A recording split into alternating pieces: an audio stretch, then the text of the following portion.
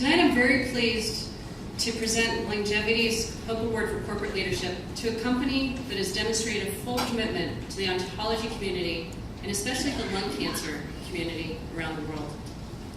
They're a true partner in our fight against this disease.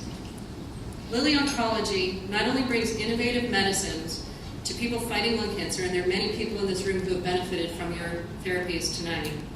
They embrace a comprehensive approach to making the lives of people living with the disease better. LUNGevity, see, I'm taking credit for Lilly now. But thank you, Lilly, for letting me do that. But their drug, not mine, Lilly's drug, Alimta, is vital in the arsenal against lung cancer, extending the lives of thousands. And they brought not one, but potentially and hopefully, I'm not going to jinx it, we'll be bringing 2 new drugs to market in this year alone. That's awesome. Thank you.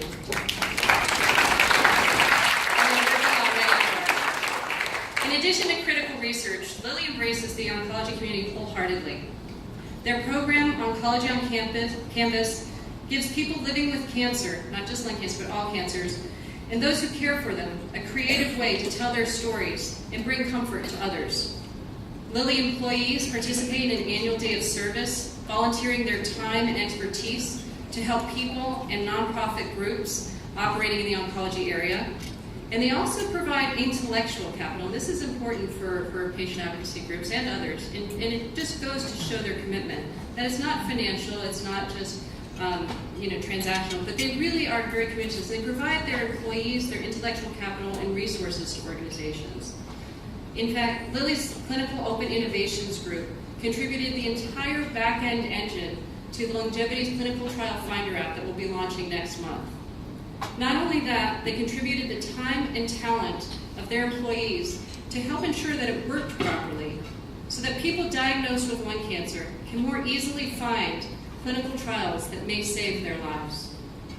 We're so grateful.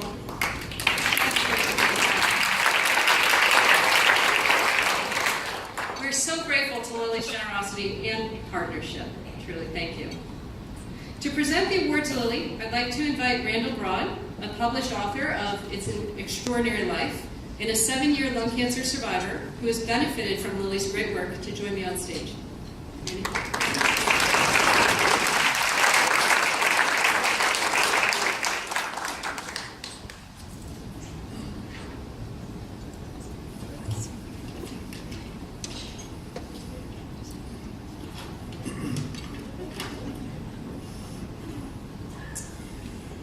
7 years ago, I went to bed that night, one night, much like just about everybody in here is going to go to bed. And the next morning I woke up in a coughing fit, and I had blood in my sputum. I knew something was obviously amiss, called my doctor, went in right away, and within a week's time, I was diagnosed with stage 3 non-small cell lung cancer. I was 52. There was no history in my family. I had no idea what the disease was. If you're like me, you probably think of a gray-haired old man sitting in the corner of a dingy bar drinking bad whiskey and smoking a cigarette. Well, I had the gray hair, but I didn't have any of the rest of it. But therein lies, and that's where my journey started. My primary, where I had been treated since I was 10 years old, shared with me to go see her recommended oncologist and his team, which I did. But within a week's time of interviewing them, I realized they were not who should be treating my disease. And instead of just sitting there nodding along, realized I had to do some work and go out and find the right doctor that was going to treat my disease. There's not a Yelp for finding the right doctor. You have to really do some research, and you have to go out, and you have to be really, really lucky. I was both. I did both, and I was fortunate that I found a doctor that I did. His name is Dr. Renato Martins from the Seattle Cancer Care Alliance.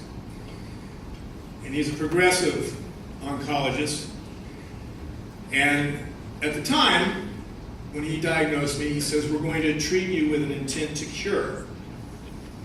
Which I looked at it and I thought to myself, as opposed to what?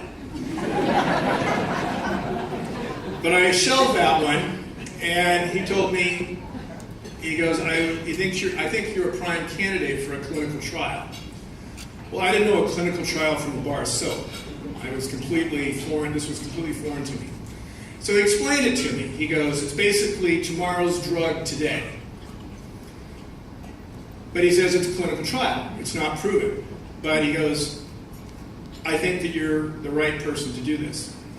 So I looked at him and I said, if I was your daughter, he had two, what would you recommend? He goes, I'd put you on this clinical trial. That's all I needed to hear, and that's what I did, and here I am.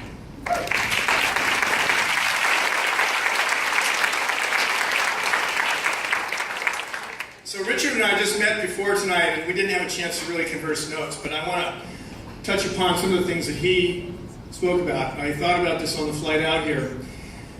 And I want to give you kind of the psyche inside of a lung cancer patient, because I think it's important.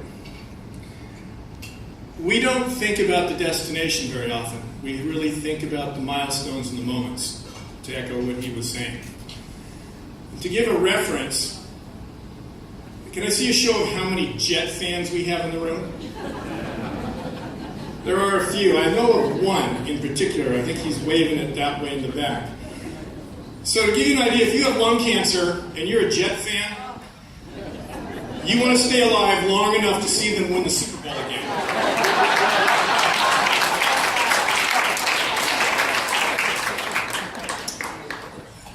I mean, that's probably not a good reference to this group, because you're never going to create a drug long enough for that.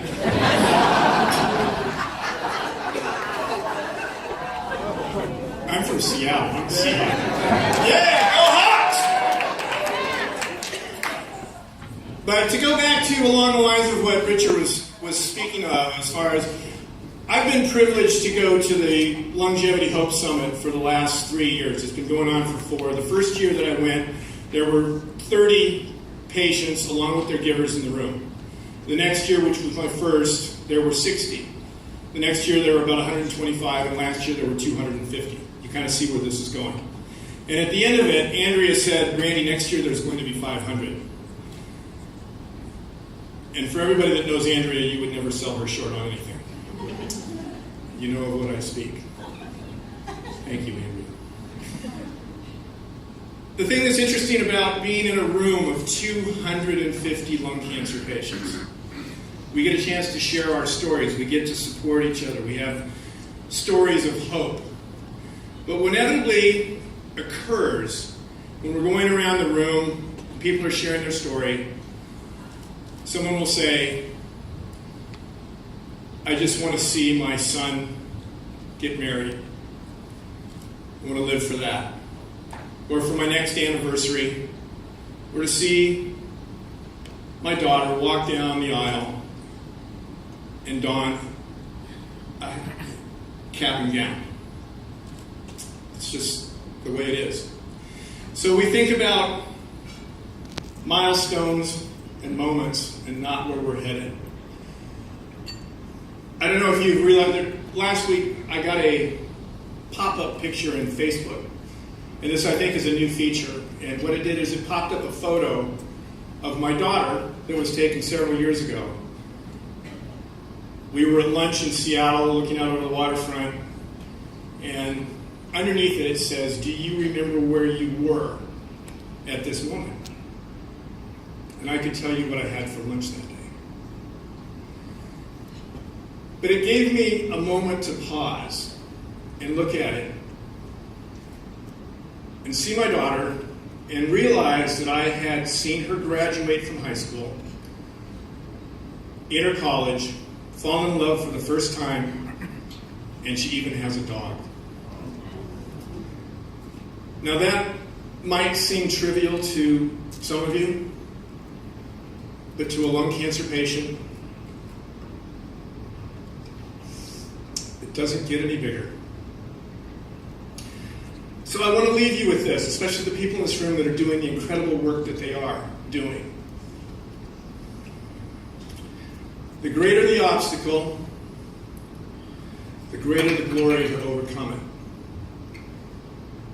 And I hope that you keep that in your hearts and minds as you move forward, because on behalf of the thousands of people like me and the tens of thousands that you have yet to treat, we thank you for overcoming the obstacles and for all those precious moments. Thank you very much.